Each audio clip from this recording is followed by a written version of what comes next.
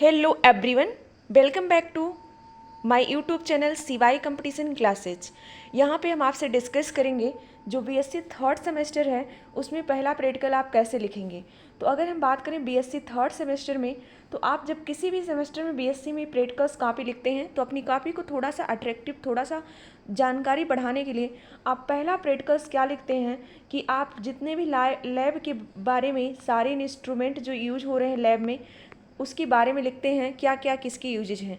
क्योंकि कई बार ऐसा होता है कि स्टूडेंट को पता नहीं होता है कि ग्लास रॉड है उसका हम यूज क्या करेंगे, थर्मामीटर है उसका हम यूज क्या करेंगे, अथवा केमिकल बैलेंस है उसका हम यूज क्या करेंगे। तो इसीलिए कहा जाता है कि अपनी कॉपी में सबसे पहला प्रैक्टिकल क्या लिखिए, to introduce some common equipments in chemistry लाइब्रेटरी।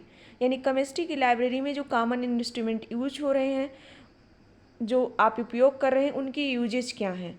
तो आज की इस वीडियो में हम वही लेके आए हैं कि पहला एक्सपेरिमेंट आपका यही लिखना है, उसके बाद हम बताएंगे दूसरा एक्सपेरिमेंट कौन सा लिखना है।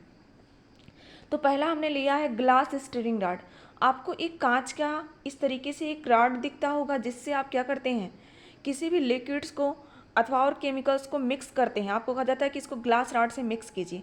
तो आप क्या करेंगे, अपनी कॉपी में एक तरफ जहाँ पे वाइट पेज होगा वहाँ पे ग्लास रॉड का फिगर बनाएंगे और जहाँ पे लिखने वाला होगा उसमें लिखेंगे small piece of lab equipments use to mix chemical and liquid for laboratory purpose usually made for solid glass about their thickness of a drinking straw. तो ये हो गया आपका ग्लास रॉड का यूज। अब हम चलते हैं आगे। ये देखिए आपको वायर गेज मिलता है।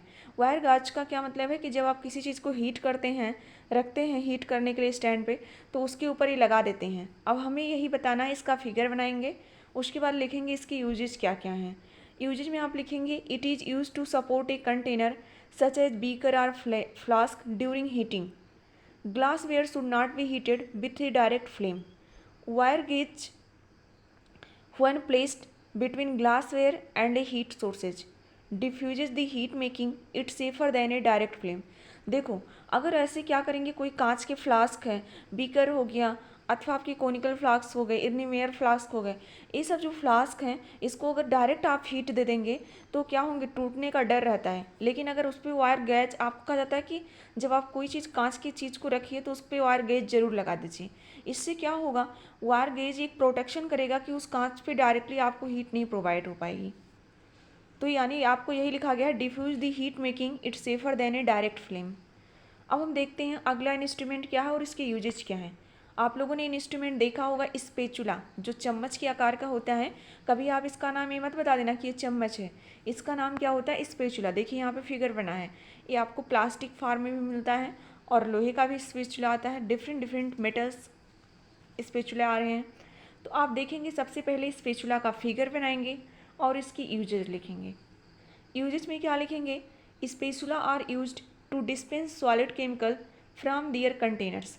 कोई कंटेनर से उसमें सॉलिड फॉर्म में केमिकल भरा हुआ है तो हाथ से आप निकालेंगे नहीं, क्योंकि किसी भी केमिकल को इजीली बचना चाहिए कि आप हाथ उसके डायरेक्टली स्किन के कांटेक्ट में ना आए। तो उसके लिए आप यूज करते हैं स्पेचुला का, कि सॉलिड्स को उसको निकाल के अदर कंटेनर में रखिए या फिर कहीं भी रखिए, आप यूज के लिए लीजिए तो आप स्पेचुला का यूज करेंगे। तो ये था किसका यूज, स्पेचुला का। अच्छे अच्छे आप अपनी कॉपी में फिगर बनाएंगे बहुत, जिससे आपकी कॉपी भी थोड़ा देखने में सही लगे। अब ये आते हैं ग्लास फनल। जब आप कोई प्रैक्टिकल्स करते हैं तो फिल्टर पेपर लगाते हैं छानने के लिए, उसको फिल्टर करने के लिए। तो वहाँ पे सबसे पहले ऊपर क्या रखते हैं, आप ग्लास फनल लगा देते हैं, जिससे कीप के जैसे स्ट्रक्चर्स होती हैं। तो अगर हम ग्लास फनल की बात करें तो आप ये वाला स्ट्रक्चर्स ग्लास फनल के बनाएंगे। कभी कभी आप बहुत टेढ़ा मेढ़ा स्ट्रक्चर्स बना देते हैं, लेकिन आपको बहुत अच्छे से स्ट्रक्चर्स बनाना है। Use to pour liquid into small mouthed containers. यानी कोई भी लिक्विड से अगर उसको दूसरे कंटेनर में क्या करना है डालना है। जैसे कोई चीज़ आप निकालते हैं, ऑयल ही ले लीजिए, बहुत बड़े बर्तन में ऑयल से उसको डायरेक्टली अगर आप उड़ेल देंगे तो गिरने का डर रहेगा, लेकिन कीप के थ्रू डालेंगे तो आसानी से हो जाएगा। यहाँ पे देखिए दिया है, used with filter paper two filtrate sediment from A liquids. कभी कभी फिल्टर पेपर पे रख के इस पर यूज करते हैं किसी भी लिक्विड से कोई फिल्ट्रेट निकालने के लिए। तो ये तो था आपका ग्लास फनल का यूजेज। अब हम चलते हैं अगला यूजेज देखते हैं, जो कि बीकर है, बहुत काम लगता है। बीकर इसका नाम क्यों पड़ा, देखिए चोंच के समान एक स्ट्रक्चर्स यहाँ पे क्या हुआ है, निकला हुआ है, इसीलिए इसका नाम क्या पड़ा था, बीकर पड़ा था। ये डिफरेंट आता है, 150 ml का बीकर, 250 ml का बीकर, 500 ml का बीकर। तो यहाँ पे देखिए सब ml लिखा हुआ है। अब हम इसकी यूजेज देखेंगे, आप सारा फिगर बहुत अच्छे से बनाएंगे। अब इसकी यूजेज अगर हम देखें तो दिया है beaker are used for stirring, mixing or heating liquids. कभी कभी आप किसी चीज़ को मिक्स करना होता है तो बीकर में रख के मिक्स कर देते हैं, किसी चीज़ को लिक्विड को हीट करना रहता है बीकर में रख के हीट कर देते हैं। Beakers are graduated have mark on the side to measure volume. Beaker पे क्या रहता है, मेजर वैल्यूम लिखा है कि कितना ml वाटर लेना। अगर आपसे कोई कह रहा है कि 100 ml वाटर लीजिए, 150 ml वाटर लीजिए, तो इस बीकर में यहाँ पे मार्क बना है इतना ml ले लीजिए। But they are not intended to be use to accurately measure volume, लेकिन ये मेजर वैल्यूम को एक्यूरेट नहीं कर पाता है। अब हम चलते हैं, यहाँ पे देखिए बीकर के बारे में यहाँ और भी अप्रॉक्सीमेट अगर आपको जानकारी चाहिए तो यहाँ से आप ले सकते हैं। अब अगला आ गया ग्रेजुएटेड सिलेंडर। आपको ये छोटी पाइप के समान इस तरीके से ग्रेजुएटेड सिलेंडर मिलता है, आपको कांच फार में भी मिलता है, प्लास्टिक में भी मिलता है। एक दिन हम आपको लैब के सारे इंस्ट्रूमेंट दिखाएंगे और उसमें बताएंगे कि किसका क्या यूजेज है। सारे इंस्ट्रूमेंट के कम से कम आपको यूजेज पता होनी चाहिए। ये क्या है आपका ग्रेजुएटेड सिलेंडर होता है। अब ग्रेजुएटेड सिलेंडर में देखिए 50 ml लिखा है, 100 ml लिखा है, 150, 200, 250 ml तक लिखा है। एक ग्रेजुएटेड सिलेंडर मेजरिंग सिलेंडर, और इसका नाम मेजरिंग सिलेंडर भी होता है कि किसी बैलून को आप क्या करिए, मेजर कर लीजिए। Graduated cylinder, measuring cylinder or a mixing cylinder is a piece of laboratory equipment use to measure the volume of a liquid. यानी लिक्विड की वैल्यूम को मेजर करने के लिए आप इसका यूज करते हैं। अब हम नेक्स्ट देखेंगे। नेक्स्ट देखिए एक फ्लास्क होता है जिसे आप बोलते हैं कोनिकल फ्लास्क अथवा इर्नेमेयर फ्लास्क। इस तरीके से स्ट्रक्चर्स बना रहे, इसमें भी देखिए मार्किंग करके लिखा है कितना कितना ml आप यूज करेंगे। अब इसकी आप फिगर बनाएं, इसके बारे में लिखेंगे। एक तरफ आपको फिगर बनाना है, दूसरी तरफ उसके सामने लिख देना है कि किसका क्या यूजेज है लैब में। तो देखिए दिया है use to mixing the chemical, big base lead to stability, narrow pick prevent splash, no a precise measurement instrument. ये सब क्या है इसके यूजेज हैं।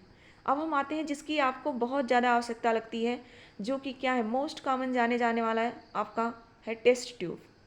ये टेस्ट ट्यूब देखिए इस तरीके से होती है, कांच के समान की पाइप स्ट्रक्चर्स होती है टेस्ट ट्यूब। अब इसमें दिया है uses mixing, handling and storing small amount of liquid. छोटा अमाउंट ऑफ लिक्विड लेना है उसमें आप इसको यूज कर सकते हैं। May be heated, do not give accurate measurement, कभी भी एक्यूरेट मेजरमेंट नहीं देता है। आपको ज़रूरी नहीं है कि तीनों लिखें, आप इतना भी लिख सकते हैं, आप इतना भी लिख सकते हैं, ज़रूरी नहीं है तीनों ही लिखें, क्योंकि थोड़ा थोड़ा आपको यूजेस लिखना है। अब हम चलते हैं अगले पॉइंट की तरफ, जिसकी आपके थर्ड सेमेस्टर के प्रैक्टिकल्स में अगर हम बताएं तो ब्यूरेट और पीपेट की कुछ ज़्यादा ही आवश्यकता है। ब्यूरेट और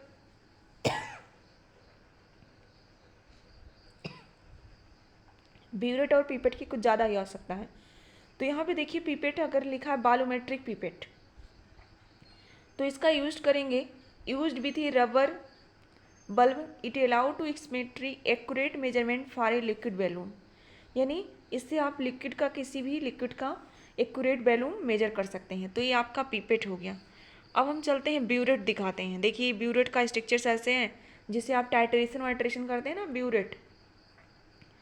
अब देखिए ब्यूरेट का स्ट्रक्चर्स बनाएंगे और उसके बारे में लिखेंगे। ब्यूरेट पीपेट तो जरूर बनाइएगा थर्ड सेमेस्टर में, भले कुछ ना बनाइएगा। ब्यूरेट पीपेट केमिकल बैलेंस भी बहुत इंपॉर्टेंट है। तो ब्यूरेट हम देखेंगे तो इसमें क्या लिखा है, a burette is also is a device use to analytical chemistry for the dispensing of variable measure amount of a chemical solution. A volumetric burette delivers measure volume of liquids.